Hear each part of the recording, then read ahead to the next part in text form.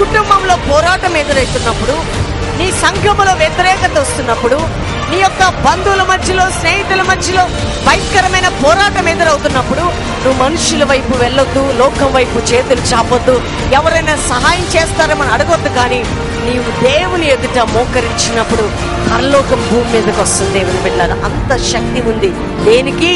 ప్రార్థనకి.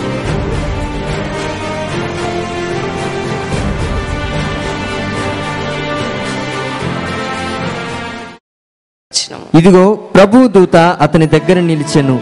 అతడుండిన గదిలో వెలుగు ప్రకాశించెను. దూత పేతురు పక్కను తట్టి త్వరగా లెమ్మని చెప్పి అతని లేపగా సంకెళ్ళు అతని చేతుల నుండి ఊడిపడెను. అప్పుడు దూత అతనితో, నీవు నడుము కట్టుకొని చెప్పులు తొడుగుకొనుమనెను. అతడలాగు చేసిన తరువాత దూత, నీ వస్త్రము పైన వేసుకుని నా వెంబడి రమ్మని అతనితో చెప్పెను.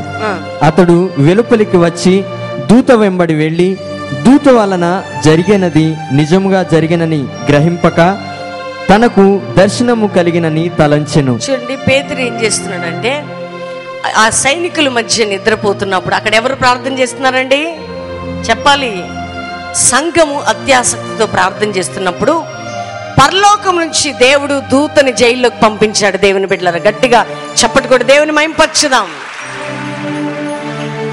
పరలోకము నుంచి దూత పేతురు దగ్గర నిలవడానికి కారణం ఏంటంటే సంఘ బలమైన ప్రార్థన. దేవుని బిడ్డలారా, నీ కుటుంబంలో పోరాటం ఎదురవుతున్నప్పుడు, నీ సంఘములో వ్యతిరేకత వస్తున్నప్పుడు, నీ యొక్క బంధువుల మధ్యలో, స్నేహితుల మధ్యలో భయంకరమైన పోరాటం ఎదురవుతున్నప్పుడు నువ్వు మనుషుల వైపు వెళ్ళొద్దు, లోకం వైపు చేతులు చాపొద్దు, ఎవరైనా సహాయం చేస్తారేమని అడగొద్దు. కానీ నీవు దేవుని ఎదుట మోకరించినప్పుడు పరలోకం భూమి మీదకి వస్తుంది. దేవుని బిడ్డలారా, అంత శక్తి ఉంది దేనికి? ప్రార్థనకి. రియల్లీ దేవుని బిడ్డలారా, మనం క్రీస్తు వలె బ్రతకటానికి సిద్ధపడాలి. దేవుని బిడ్డలారా, ఎందుకంటే మనము పరిశుద్ధులము. పరిశుద్ధులకి ఏది తగదండి. ఏం తగదు చెప్పండి? అల్లరైనను, పోకిరి మాటలైనను, లోక సంబంధమైనను ఎవరికి తగదండి? పరిశుద్ధులకి. కాబట్టి హృదయ శుద్ధి గలవారు ధన్యులు, వారు దేవుణ్ణి చూస్తారు. మీరు నిజంగా పరిశుద్ధంగా ఉండండి, ప్రభువుకి నమ్మకంగా ఉండండి. తప్పకుండా దేవుడు మిమ్మల్ని ఏం చేస్తాడు? గట్టిగా చెప్పాలి. మనకంటూ ఒక శాశ్వత లోకం ఉంది. అక్కడ ఆకలి ఉండదు, దుఃఖం ఉండదు, కన్నీరు ఉండదు, ఏంటంట నిట్టూర్పు ఉండదు, ఏముండదు. అక్కడ ఉండేది ఏంటంటే సంతోషం. ఏంటంటే అది సంతోషం. కాబట్టి ఈ మోడర్న్ డేస్లో, ఈ భయంకరమైన దినాల్లో నువ్వు అత్యాసక్తి కలిగిన ప్రార్థనాపరురాలుగా, ప్రార్థనాపరుడుగా దేవుడు నిన్ను అభిషేకించబోతున్నాడు సహోదరి, సహోదరుడా. కాబట్టి రాత్రి సంఘమట అత్యాసక్తితో ప్రార్థన చేస్తున్నప్పుడు పేతురు దగ్గరకట ఎవరు వెళ్ళారండి? దూత వెళ్ళింది. ఒకరోజు దైవజనుడు ఉపవాసం ఉండి ప్రార్థన చేస్తున్నాడు కొన్ని ఇయర్స్ బ్యాక్. ఆ ఫాస్టింగ్ లో దేవుడు ఏం చెప్పాడంటే, నేను అపోస్తులతో మాట్లాడాలి ప్రభు అని ప్రార్థన చేశాడు. ఆయన అపోస్తులతో సంభాషించాలి, ఎస్పెషల్లీ నేను పేతురుతో మాట్లాడాలి ప్రభు అని ప్రార్థన చేస్తున్నప్పుడు పేతురుని తీసుకొచ్చి పక్కన కూర్చోబెట్టాడండి యేసయ్య. పేతురు దుడుకు స్వభావం కలిగిన వాడైనా ఈ భూమి మీద అత్యాసక్తితో దేవుని కోసం బలంగా వాడబడ్డాడు. అటువంటి అథారిటీ, అటువంటి కీ దేవుడు పేతురుకి ఇచ్చాడు. దేవుని బిడ్డలారా, ఆ పేతుర్ని ఫాస్టింగ్ లో దైవ సేవకునికి దేవుడు తీసుకొచ్చి చూపించి కొన్ని విషయాలు పేతురు గురించి అక్కడ మాట్లాడడం జరిగింది. చాలా జాగ్రత్త దేవుని బిడ్డలారా. ఈ రాత్రి పేతురు గురించి దేవుడు మనతో మాట్లాడుతున్నాడు. సంఘమట అత్యాసక్తితో ప్రార్థన చేస్తున్నప్పుడు పేతురు దగ్గరికి దేవుడు దేవదూతను పంపించాడు. ఆ దేవదూత అంటూ వచ్చి పేతుర్ని తీసుకొని బయటకు వచ్చినాక పేతురు అనుకుంటున్నాడు ఇది దర్శనం అనుకుంటున్నాడు. దేవుడు నాకు ఏం కలిగి చేశాడు? దర్శనం. చూడండి, దేవదూత బయటకు తీసుకొని వచ్చి ఆయనని విడిచిపెడుతుంది. పేతురు ఇక అది క్లియర్గా దేవదూత నన్ను తీసుకొని వచ్చిందని సత్యాన్ని గ్రహించి అక్కడ ప్రార్థన చేస్తున్న మార్కు, ఆ యొక్క యోహాను, ఆ యొక్క వారి తల్లి ఇంటి దగ్గరకు వచ్చి ఆ తలుపు తడతాడు. దేవుని బిడ్డ, ఆ సారాంశం మనం చదువుదాం. 15వ వచనం చదవమ్మా. అందుకు వారు, నీవు పిచ్చిదానవనిరి. అయితే తాను చెప్పినదే నిజమని ఆమె దృఢముగా చెప్పినప్పుడు వారు అతని దూత అనిరి. పేతురు ఇంకను తట్టుచున్నందున వారు తలుపు తీసి అతనిని చూచి విభ్రాంతి నొందిరి. అతడు ఊరకుండునని వారికి చేసైగ చేసి ప్రభువు తన్ను చెరసాలలో నుండి ఎలాగూ తీసుకుని వచ్చినో వారికి వివరించి యాకోబుకును సహోదరులకును ఈ సంగతులు తెలియజేయడని చెప్పి బయలుదేరి వేరొక చోటికి వెళ్ళెను. గట్టిగా చప్పట్లు కొట్టి దేవుని మహిమపరచుదాం. చూడండి, పేతురు చెరసాలలో నుండి బయటకు వచ్చాక ప్రార్థన చేస్తున్న సంఘం నమ్ముతుందండి. పేతురు తలుపు కొడుతూ ఉన్నాడు. ఆ ఇంటికి వచ్చి ఎక్కడ ప్రార్థన జరుగుతుందో అక్కడ తలుపు కొడుతుంటే వీళ్ళు తలుపు తీయటానికి ఒక అమ్మాయి వెళ్ళి, చిన్నది వెళ్ళి, అయ్యో పేతురు స్వరంలా ఉందని చెప్తే నువ్వు పిచ్చిదానివి నమ్మలేకపోతున్నారు. కొన్నిసార్లు నువ్వు ప్రార్థన చేస్తుంటావు, ఆ ప్రార్థన ప్రతిఫలం నీ ఎదుటికి వచ్చినప్పుడు నువ్వు నమ్ముతారా మీరు? కొన్నిసార్లు కదా, కొన్నిసార్లు మీరు దేని గురించి ప్రార్థన చేస్తున్నారో ఆ అద్భుతమైన కార్యం మీ జీవితంలో జరిగిందని ఈరోజు ఒక అద్భుతం చెప్తాను, వినండి. ఎంతమంది రోజు ప్రేరాయిలు, ప్రేయర్ కర్చీప్స్ వాడుతున్నారు మీరు? ఈరోజు ఒక యవ్వనస్తుడు హన్మకొండలో మేము మీటింగ్స్ పెడితే రక్షించబడి ఆ యొక్క యవ్వనస్తుడు మీటింగ్స్కి వచ్చాడండి.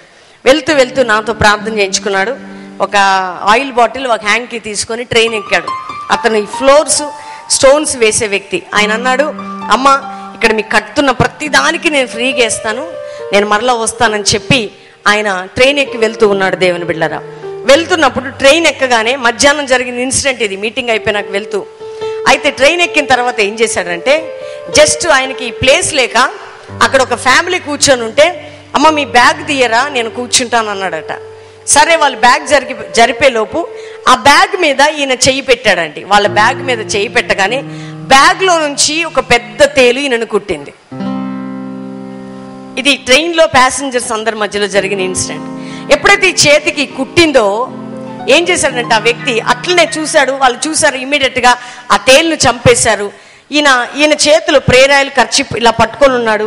అదే చేతికి ఈ తేలు కుట్టింది. ఆ తేలు చంపి ఆయననే చూస్తున్నారు. నొప్పి రావట్లేదట, పైకి ఎక్కట్లేదట, యాజ్ ఇట్ ఈజ్ గా ఉన్నాడట ఆ వ్యక్తి. అప్పుడు వాళ్ళు అంటున్నారంట, బాబు ఇంత భయంకరమైన తేలు కుడితే నీకు పైకి ఎక్కట్లేదా, నొప్పి రావట్లేదా, ఏం జరగట్లేదంట. ఆ వ్యక్తి అంటున్నాడంట, నా చేతిలో ఉన్నది ఏంటో తెలుసా, యేసయ్య రక్తం ఉంది, యేసయ్య పవర్ ఉంది. ఈ సాక్ష్యం చూసిన ట్రైన్లో ఉన్న ప్రతి ప్యాసింజర్ రావడం, చూడడం, ఆ అబ్బాయిని బట్టి యేసయ్యను మహిమపరచడం జరిగింది. దేవుని బిడ్డ, ఈ రోజు మధ్యాహ్నం జరిగిన మాట అది. కాబట్టి మనము ప్రార్థన చేసినప్పుడు, మనము దేవునితో ఉన్నప్పుడు మన ద్వారా దేవుని శక్తి బయటికి వెళ్తుంది. దేవుని బిడ్డలారా, చూడండి, కొన్నిసార్లు అలాంటి ఇన్సిడెంట్స్ విన్నప్పుడు మాకు కూడా ఆశ్చర్యం అనిపిస్తుంది.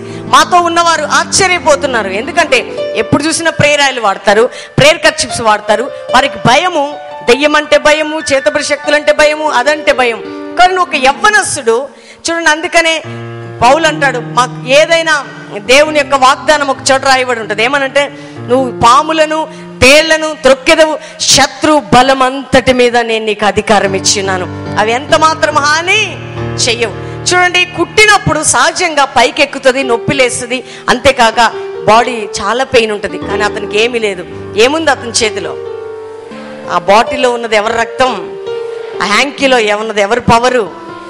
ఈ రాత్రి ఎందుకు చెప్తున్నానంటే, మనము ప్రార్థన చేసింది బయటకు వచ్చినప్పుడు మనం విశ్వసించలేము. దేవుని బిడ్డలారా, ఆశ్చర్యపడుతుంటాం. ఇక్కడ అత్యాసక్తితో ప్రార్థన చేసిన సంఘము పేతురు కొరకు ప్రార్థన చేస్తే దేవదూతని దేవుడు పంపి వీరి ప్రార్థనని, పేతురుని బయటకు తీసుకొచ్చి వీరి ముందు నిలబెట్టిన వీరు ఏమంటున్నారండి, ఆశ్చర్యపోతున్నారు. దేవుని బిడ్డలారా, ఈ రాత్రి చెప్తున్నాను, నీ ప్రార్థన ఆశ్చర్య కార్యాలు చేయబోతుంది నీ కుటుంబంలో. నమ్ముతున్నారా మీరు? నీ ప్రార్థన పరలోక సైన్యాన్ని నీ సంఘములోనికి దించబోతుంది. దేవుని బిడ్డలారా, చూడండి, కొంత శ్రమలు వచ్చినప్పుడు, ఇబ్బందులు వచ్చినప్పుడు భయపడొద్దు. కానీ మనం ఏం చేయాలో తెలుసా? మోకరించి ప్రార్థన చేయాలి. ఎందుకంటే నాకు మొరపెట్టుము నీకు ఉత్తరం ఇచ్చినని చెప్పిన గొప్ప దేవుడే మన దేవుడు. ఆయన వింటాడు, కానీ నిన్ను తోసివేయడు ఆయన. కానీ చేస్తావు, మర్చిపోతావు. కానీ ఆ ప్రార్థన ఏం చేస్తుందంటే, గోధుమ గింజ భూమిలోకి వెళ్ళి చనిపోయిన తర్వాత ఏ విధంగా ఆ మొలక వస్తుందో, నీ ప్రార్థన దేవుని యొద్దకు వెళ్ళి కార్యాన్ని తీసుకొని వచ్చే సమయంలో నువ్వు ఆశ్చర్యపోతుంటావు. కానీ ప్రార్థన దేవుని కార్యాన్ని తీసుకొస్తుంది. దేవుని బిడ్డలారా, ఎన్నో రీతిలుగా మా జీవితాల సాక్ష్యాలు ఉన్నాయి. చూడండి, మేము హ్యాంకీ స్ప్రేస్ చేస్తుంటాం, ఆయిల్ బాటిల్ స్ప్రేస్ చేస్తుంటాం, కల్వరి ప్రత్యక్షత బుక్స్ ప్రార్థన చేస్తుంటాం, ప్రతి మెటీరియల్ ప్రార్థన చేస్తుంటాం. ఎందుకంటే మాకు తెలుసు అందులో ఉన్న దైవశక్తి గొప్ప కార్యాలు చేయబోతుంది. దేవుని బిడ్డలారా, మీరెప్పుడు నమ్ముతారు? మీరు మీ జీవితంలో మీ కళ్ళారా చూసినప్పుడు ఆశ్చర్యపోతుంటారు. చాలా మంది సాక్ష్యాలు చెప్పారు ఇప్పుడు. కానీ రాత్రి నేను ఎందుకు చెప్తున్నానంటే, పేతురు తెలీదు సంఘము ప్రార్థన చేస్తున్నట్టు, కానీ సంఘము అత్యాసక్తితో ప్రార్థన చేసినప్పుడు ఎవరు ప్రార్థన చేశారో వారి దగ్గరికి దేవుడు పేతురు నడిపించాడు. దేవుని బిడ్డలారా, దేవదూత వచ్చి పేతురుని ధైర్యపరిచి ఆ చెరసాల నుండి బయటకు తీసుకొని వచ్చి సంఘానికి అప్పచెప్పింది. పేతురు సంఘానికి కనపడ్డాడు, వెంటనే సువార్త చెప్పడానికి మరలా బయటపడ్డాడు. దేవుని బిడ్డలారా, కానీ రాత్రి నువ్వు ప్రార్థన చేస్తే బంధకాలు తెగిపోబోతున్నాయి సహోదరి. నువ్వు ప్రార్థన చేస్తే చీకటి రాజ్యాలు కుప్పకూలిపోబోతున్నాయి. అందుకని సాతాను నిన్ను రోగముతో మొత్తి నువ్వు ప్రార్థన చేయనీయకుండా నిన్ను బలహీనపరుస్తుంటది. కానీ అదే టైంలో నువ్వు రైజ్ కావాలి. ఏంటంటే నీ ప్రార్థన పరలోకాన్ని కదిలించబోతుందని నమ్మాలి. దేవుని బిడ్డలారా, సంఘానికి దేవుడిచ్చిన అథారిటీ ఏంటంటే నువ్వు ప్రార్థన చేస్తే చీకటి రాజ్యాలు కుప్పకూలిపోతాయి. ఎంతమంది సేవకుల గురించి ప్రార్థన చేస్తున్నారో నాకు తెలియదు, పట్టించుకోరండి. కొంతమంది దైవజనుల గురించి కూడా ప్రార్థన చేయరు. రియల్లీ నేను మరలా మీకు చెప్తున్నాను, నువ్వు ఒక చెట్టు క్రింద ఉండి ఆ చెట్టు కాయలు తింటూ ఆ చెట్టు ఫలాలు అనుభవిస్తున్నప్పుడు ఆ చెట్టుకి నీరు పోయిరండి? పొయ్యాలా వద్దా? మీరే చెప్పండి. పొయ్యకపోతే ఆ చెట్టు ఏమైపోద్ది? ఎండిపోతే మీరు తింటారా? మాకు అలవాటే కదండి, ఈ చెట్టు కాదు మరో చెట్టు కింద పోతాం, ఏముంది మాకేం లాభం? అది ఆ దేవుడు కోరుకునేదే. నా సంఘానికి నేనేం చెప్తున్నానంటే, ఉపదేశం పొందువాడు ఉపదేశించువానికి మంచి పదార్థములన్నిటిలో భాగం ఇవ్వాలట. ఇది భయంకరమైంది కదా, భయం వేస్తుండొచ్చు ఈ మాట. ఉపదేశం పొందువాడు, చెప్పండి మీరు, ఉపదేశించువానికి నువ్వు ఏది కొనుక్కుంటే అది మీ పాస్టర్కి ఇవ్వాలి. ఇస్తావా? అట్లెట్లు ఇస్తామండి. నేను కిలో బంగారం కొనుక్కుంటే ఆయనకి ఎట్లిస్తా? నేను ఇన్ని హారాలు కొనుక్కుంటే నేను ఎందుకు ఇస్తా? మరి బైబిలే చెప్తుంది కదా, ఉపదేశం పొందుతున్న నువ్వు ఏ వ్యక్తి ద్వారా ఉపదేశం పొందుతున్నావో ఆ వ్యక్తికి మంచి పదార్థములన్నిటిలో భాగం ఇవ్వాలి. ఎందుకంటే మనుష్యుడు ఏమి విత్తునో అది కోస్తాడట. ఈ రాత్రి సంఘము సేవకుని చూసే విధానం మర్చిపోతుంది. సంఘము సేవకునికి ప్రార్థించే అనుభవం మర్చిపోతుంది. రియల్లీ నువ్వు క్షేమంగా ఉండాలంటే, నీ మీద దేవుని కృప దిగాలంటే, నీ మీద దేవుని అభిషేకం దిగాలంటే నువ్వు ప్రార్థన చేయాల్సింది ఎవరి కోసం అంటే, ఆయువు పట్టులాగున్న దైవజనుని కొరకు ప్రార్థన చేయాలా. ఎందుకంటే మోషే చేతులెత్తితే అమాలేకులు ఓడిపోతారు, మోషే చేయి దించితే ఇశ్రాయేలీయులు ఓడిపోతారు. మోషే చేతులు ఎత్తాలంటే సపోర్ట్ చేసే వ్యక్తులు కావాలి. ఇద్దరు వ్యక్తులు ఆయన చేతులను పట్టుకుంటే మోషే చేతులు ఎత్తుతాడు, అమాలేకుల సైన్యం ఓడిపోతుంది, ఇశ్రాయేలీయులు గెలుస్తారు. దేవుని బిడ్డలారా, నీవు ప్రార్థన చేస్తే దైవజనుని కొరకు, దైవ సేవకుడిని నీ కోసమే దేవుడు వాడుకుంటాడు. అందుకని ఇక్కడ సంఘం ఏం చేసిందో తెలుసండి, పేతురు విడుదల కొరకు ప్రార్థన చేసింది. దేవుని బిడ్డలారా, వారి అవసరాల కొరకు ప్రార్థన చేయరా, వారి శ్రమల కొరకు ప్రార్థన చేయలా, వారి కష్టం కొరకు ప్రార్థన చేయలా.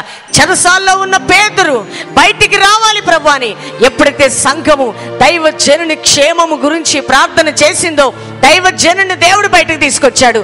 అనేక స్థలాల్లో దేవుడు వాడుకున్నాడు, వీరిని దేవుడు దీవించాడు. కొంతమంది దేవుని సేవకుల గురించి పట్టించుకోరండి, వారి యోగక్షేమాలు పట్టించుకోరు, వారికి ఎటువంటి హెల్ప్ఫుల్గా ఉండరు, విసిగిస్తుంటారు, బాధ పెడుతుంటారు, గాయపరుస్తుంటారు, తక్కువ చేసి మాట్లాడుతుంటారు, వారి కుటుంబాన్ని ఇబ్బంది వచ్చిన ప్రజలతో బాగుంటారు, సేవకులతో బాగుంటారు, వారి ఫ్యామిలీస్తో బాగుంటారు. నేను చెప్తున్నాను దేవుని బిడ్డలారా, ఇది మంచిది కాదు. ఎందుకంటే దైవ సేవకుని కుటుంబం అట అన్నీ త్యాగం చేసుకొని నీకోసం నిలబడ్డది కాబట్టే ఈరోజు మంచి ఫలాలు నువ్వు అనుభవిస్తున్నావు. ప్రియ సహోదరి సహోదరుడా, చూడండి, సంఘము ఇటువంటి మనసు కలిగిన సంఘం కాబట్టి వారు ఎక్కడికక్కడ చెదిరిపోలేదు. కానీ చెరసాలలో ఉన్న పేతురు బయటికి రావాలని ప్రార్థన చేసింది.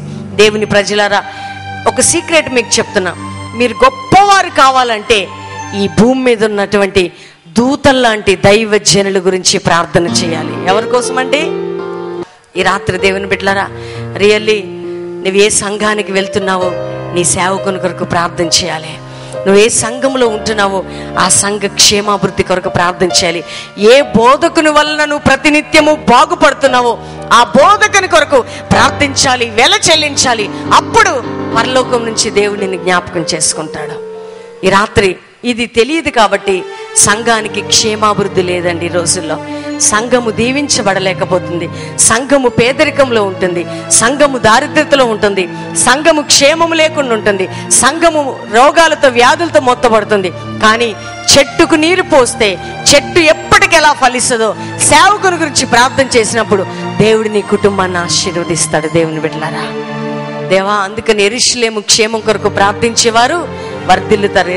యెరూషలేము క్షేమాన్ని కోరుకునేవారు, ప్రాకారాన్ని, క్షేమాన్ని, ఆశీర్వాదాన్ని కోరుకునేవారు దేవుడు దీవిస్తాడు. దేవుని బిడ్డలారా, దైవ సేవకులని ప్రేమించేవారు, దైవ సేవకుల కుటుంబానికి అండగా నిలబడేవారు, దైవ సేవకుల కోసం ప్రార్థించేవారు యెరూషలేము గురించి ప్రార్థించినట్లు అట్లాంటి సూచన దేవుని బిడ్డలారా దేవుడు మిమ్మల్ని వర్ధిల్ల చేస్తాడు.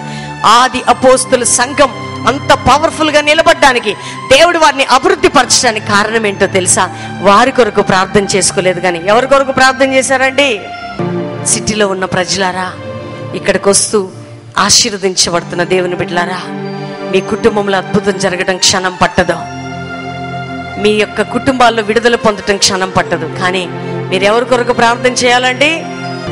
దేవుని సేవకులు ఎవరి ద్వారా పోషించబడుతున్నావో, ఎవరి ద్వారా ముందుకు వెళ్తున్నావో నువ్వు ప్రార్థన చేయటం ప్రారంభించు, తప్పకుండా నిన్ను దీవిస్తాడు. అటువంటి అత్యాసక్తి కలిగిన అభిషేకాన్ని ఈరోజు దేవుడు నీకు ఇవ్వబోతున్నాడు. నీ యొక్క పరిస్థితులన్నీ మార్చబడబోతున్నాయి. దేవుని బిడ్డలారా, నిజమైన ప్రార్థన శక్తి మీరు అనుభవించబోతున్నారు.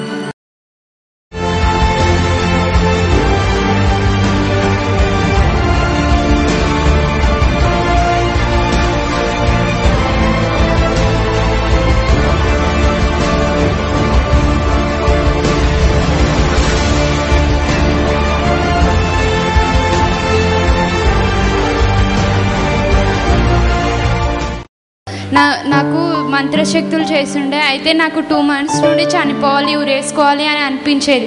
ఇక్కడికి వచ్చి నేను కన్నీటితో ప్రార్థన చేసినప్పుడు ఆ ప్రేరేపణ నాలో నుండి వెళ్ళిపోయింది. నా ఇంకో సాక్ష్యం ఏంటంటే, మా ఇంట్లో 2 రోజుల నుండి గొడవలు అయి ఉండే. అయితే కల్వరి ప్రత్యక్షత బుక్ తీసుకెళ్ళి మా అన్నయ్య బెడ్ కింద పెట్టినప్పుడు మా ఇంట్లో ఎంతో శాంతి సమాధానంతో ఉంది. దేవుడి చిన్ని సాక్ష్యం దీవించాడు. మా ఇంట్లో గొడవల వల్ల మా డాడీ ఇంట్లో నుంచి వెళ్ళిపోయాడు. 2.5 years అవుతుంది ఇప్పటికీ. లాస్ట్ సండే ఇక్కడ నేను ప్రేయర్ చేసుకున్నాను. మా డాడీ రావాలని కన్నీటితో ప్రేయర్ చేస్తే ఆ రోజే మా డాడీ ఇంటికి తిరిగి వచ్చాడు. మా మమ్మీ నాకు నెక్స్ట్ డే కాల్ చేసి డాడీ వచ్చాడమ్మా అని చెప్పింది. మా ఇంట్లో ఆర్థిక పరిస్థితి కూడా ఎక్కువగా ఉండేది. అయితే మా మమ్మీకి ఇక్కడికి ఎంచి అది ఖర్చు తీసుకెళ్ళి ఇచ్చాను, అది ఇంట్లో పెట్టుకుంది. ఇంకా మా మమ్మీకి ఆర్థిక పరిస్థితి తొలగిపోయింది, మంచిగా ఇప్పుడు పని దొరుకుతుంది, అన్నిటికీ సమకూరుస్తున్నాడు దేవుడు. విపరీతమైన సిగరెట్లు తాగుతానండి నేను. కానీ ఓ నెల రోజులు తాగినా మళ్ళీ పని చేసిన, నెల రోజులు తాగినా మళ్ళీ పని చేసిన, నెల రోజులు 5 times మానలేకపోయినా విపరీతమైన భయంకరమైన సిగరెట్. 5వసారికి యేసుప్రభు వచ్చి నువ్వు సిగరెట్ మానేస్తావా లేదా అని తలంపుతోని చెప్పాడు. స్వస్థంగా మానేసినండి. ఇప్పుడు సిగరెట్ అంటే వాసన అంటే పడది, భయంకరమైన సిగరెట్. మరి ఇక్కడ వాక్యం బాగా చెప్తుందని నా భర్త బాగా తాగేవాడు. మరి ఇక్కడికి వచ్చిన తర్వాత నా భర్త 3 నెలల నుంచి తాగడం మానేశాడు. అట్లాగే నా చిన్న బిడ్డకి టీవీ వ్యాధి వచ్చింది. టీవీ వ్యాధి వచ్చినప్పుడు బతకరని చెప్పారు డాక్టర్లు, కానీ దేవుడు ఆ వ్యాధి తీసేశాడు. ఆమె చాలా బాగుంది. ఇదేంటంటే March 1న మా మదర్కి హెల్త్ బాగోక 2 లంగ్స్ ఫెయిల్ అయిపోయి విజయవాడ ఆంధ్ర హాస్పిటల్లో జాయిన్ చేయడం జరిగింది. యాక్చువల్గా హాస్పిటల్కి వెళ్ళిన తర్వాత మాకు డాక్టర్ చెప్పింది ఏంటంటే, మీ మమ్మీకి 2 లంగ్స్ చెడిపోయినాయి, ఇండియాలో ఈ వ్యాధికి మందు లేదు, ఒకవేళ చేయాలి అంటే 2 లంగ్స్ పూర్తిగా మార్చాలి, అలాంటి వైద్యం అసలు ఇండియాలో లేదు, కాబట్టి మీరు ఆశలు వదులుకోండి, బతికే ఛాన్స్ లేదు అని చెప్పారు. సరే మేము అట్లాగే ఐసీయూ దగ్గర కూర్చోన్నాం. చాలా క్రిటికల్గానే ఉంది, లోపలికి ఎవరు వెళ్ళనివ్వట్లేదు. మళ్ళీ ప్రేయర్ చేయించాం. సో అట్లాగా 1వ రోజు, 2వ రోజు, 3వ రోజు డాక్టర్స్ వస్తున్నారు బయటికి. ఆల్రెడీ మీకు చెప్పాం కదా, మీరు ఇక్కడ వెయిట్ చేయడం కూడా వేస్ట్, ప్రిపేర్ అయిపోండి, మీ బంధువులందరికీ చెప్పండి అని చెప్పేసి అన్నారు. సో బంధువులందరికీ కబుర్ చేసాము, వస్తున్నారు వెళ్తున్నారు. అలాగా 16 రోజులు ఐసీయూలో ఉండి 16 రోజులు డాక్టర్ వచ్చి చెప్పింది ఏంటంటే, మాకు దేవుడికి మొక్కుకోండి, చాలా అద్భుతం జరిగింది, ఆవిడకి ఏమీ ప్రాబ్లం లేదు, రేపు డిశ్చార్జ్ చేస్తున్నాం అని చెప్పారు. మా హస్బెండ్ చాలా తాగుతుండే, అసలు జాబ్కి వెళ్ళకపోతుండే. ఇప్పుడు ఇక్కడికి వచ్చిన సంది మంచిగా ప్రేరాలు వేసినాము, అప్పటి నుండి తాగుడు మానేసి మంచిగా జాబ్కి వెళ్తుండే. ప్రైజ్ రాడండి. ఇతను నా భర్త అండి. తాగుడికి బానిస ఎంతో ప్రాతంగా తాగేవాడండి. తాగితే 4 ఆడపిల్లలండి నాకు. అయితే ఒకరోజు జ్వరం వచ్చిందండి, హాస్పిటల్లో తీసుకెళ్ళాను ఈఎస్సికి. అయితే అక్కడికి వెళ్తే గుండెలో నీరు పట్టిందని చెప్పారు. చెప్పాక అక్కడి నుంచి వేరే హాస్పిటల్లో తీసుకెళ్ళాలి, బాగోలేదు అని చెప్పారు. ఏం చేయాలో నాకు తెలియనితో ప్రార్థన చేసుకుని, తండ్రి ఏటి ఇలాగైపోయిందని అడిగాక మా ఆడబిడ్డ చర్చికి వచ్చి కచ్చివి తీసుకొచ్చి ఇచ్చాక, ఏరే హాస్పిటల్ పంపించాక అక్కడ ఆ కచ్చివి వేసాక ఆ నైట్ వచ్చి ఎవరో వచ్చి డాక్టర్లాగా వచ్చి నీరు తీసినట్టు అనిపించిందంట. అప్పటి నుంచి స్వస్థత కలిగింది. దేవుడు మాకు చాలా మేలు చేశాడు. మేము ఎక్కడికి వెళ్ళాము, ఇక్కడికే వస్తుంటాము. మా జీవితంలో ఎన్నో అద్భుతాలు జరుగుతుంటాయి. నిజంగా నాకు కూడా నడుము నొప్పి చాలా ఉండే, ప్రార్థన వల్ల నాకు నడుము నొప్పి పోయింది. మా ఆయన కూడా చాలా తాగుతుండేనండి. ఆ తాగుడు కూడా మానేసిండు. ఆయన కూడా రాకపోతుండే ఒకప్పుడు చర్చికి. ఇప్పుడుగా ఇక్కడ ప్రవీణ్ పాస్టర్ వాళ్ళది వినగానే ఆయన కూడా వచ్చేస్తున్నాడు ఎప్పుడు ప్రతి సండే. ఈ యొక్క కార్యక్రమాన్ని బట్టి అనేక మంది దేవుని యొద్దకు నిజంగా ఆకర్షితులవుతున్నారని మేము నమ్ముతుంటున్నాం. మేమైతే సజీవమైన సాక్ష్యాలతో సహా దేవుని కృపను బట్టి అనేక మంది స్థలంలోకి వచ్చి ఆశీర్వదింపబడుతున్నారని, నిజమైన క్రైస్తవులుగా ఏ విధంగా జీవించాలని ఈ ప్రోగ్రామ్స్ని బట్టి, అయ్యగారు చేసే ప్రార్థన బట్టి, అమ్మగారు చేసే ప్రార్థన బట్టి మేము తెలుసుకున్నాం. నిజంగా అనేక మంది జీవితాలను మారుస్తున్నటువంటి ఈ యొక్క కల్వరి ప్రత్యక్షత, మేము కూడా ఆ విధంగా దేవునిలో ఎదగాలని ఒక ఆశతో మరి హిందూపుర ప్రాంతం నుంచి మేము వచ్చాము. నిజంగా ఇటు సేవలో మేము ప్రతిరోజు పాల్గొనలేకపోయినందుకు మేము ఎంతగానో చింతిస్తుంటున్నాం. మరి అనేక మంది ఈ యొక్క పట్టణంలో ఉన్న ప్రజలు ఈ యొక్క అవకాశాన్ని సద్వినియోగం చేసుకుని దేవునికి మహిమకరంగా జీవించాలని మేము కోరుతూ, అట్టి బలమైన సేవలో మేము కూడా వాడవాలని ఆశ కలిగి జీవిస్తున్నాం. దేవునికి స్తోత్రం.